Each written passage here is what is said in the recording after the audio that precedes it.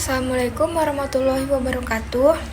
Perkenalkan, saya Ifta Mukarimah dengan NIM L02124154. Nah, pada kesempatan ini saya akan memaparkan hasil dari rancangan penelitian yang berjudul Analisis Biologi Reproduksi Ikan Lauhan Amphilophus tremoculatus sebagai spesies invasif di Danau Matano, Kabupaten Luwu Timur.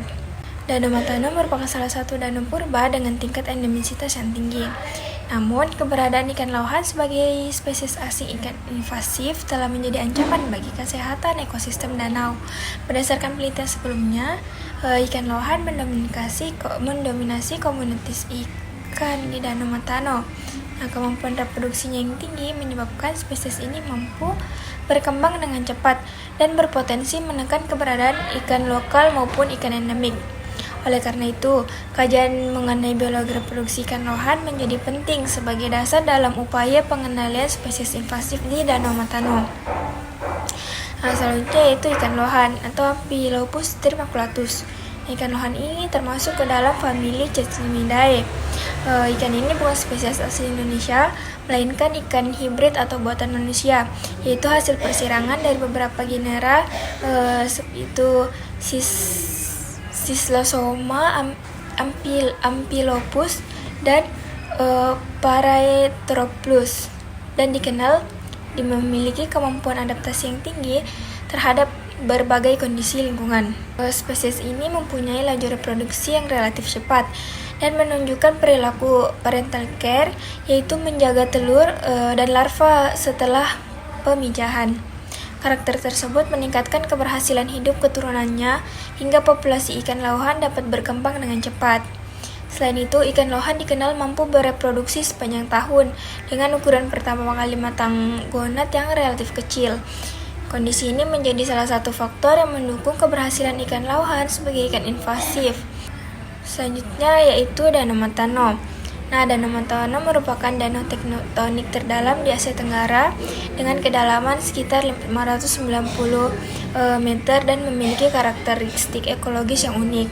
Danau ini memiliki tingkat endemisitas yang tinggi dengan sekitar 12 spesies endemik yang hanya ditemukan di Danau Matano.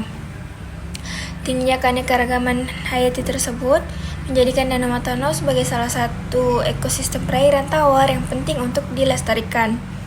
Namun, keberadaan spesies asing invasif seperti ikan lauhan menjadi ancaman bagi kelestarian ikan-ikan endemik karena dapat menyebabkan persaingan dalam memanfaatkan ruang, habitat, dan sumber makanan.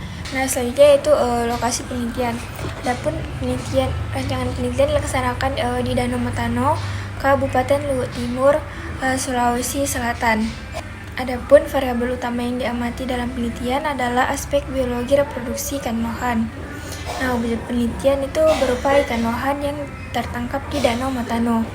Penelitian ini merupakan penelitian survei lapangan yang didukung dengan analisis laboratorium untuk memperoleh informasi mengenai karakteristik reproduksi ikan lauhan. Selanjutnya itu parameter penelitian. Nah, parameter yang diamati itu meliputi nisbah kelamin, tingkat kematangan gonad, indeks gonosomatik, fekunditas, diameter telur, dan ukuran pertama kali matang gonad. Parameter-parameter tersebut digunakan untuk menggambarkan pola reproduksi ikan lauhan dan mengetahui potensi reproduksinya sebagai spesies invasif. Melalui parameter tersebut, diharapkan dapat diperoleh informasi yang mendukung upaya pengelolaan dan pengendalian populasi ikan lauhan di Danau Matano. Adapun untuk teknik pengambilan sampel, yaitu pengambilan sampel dilakukan dengan menggunakan alat tangkap berupa gillnet, castnet, dan pancing. Metode pengambilan sampel dilakukan secara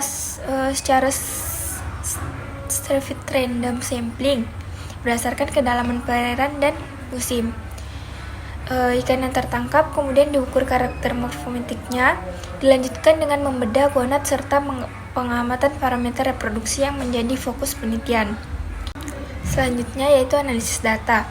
Nah, data yang diperoleh dianalisis menggunakan metode yang berbeda sesuai dengan parameter yang diamati. Nisbah kelamin dianalisis menggunakan uji Chi-squared. Terus tingkat kematangan gonad dianalisis secara deskriptif berdasarkan distribusi frekuensi.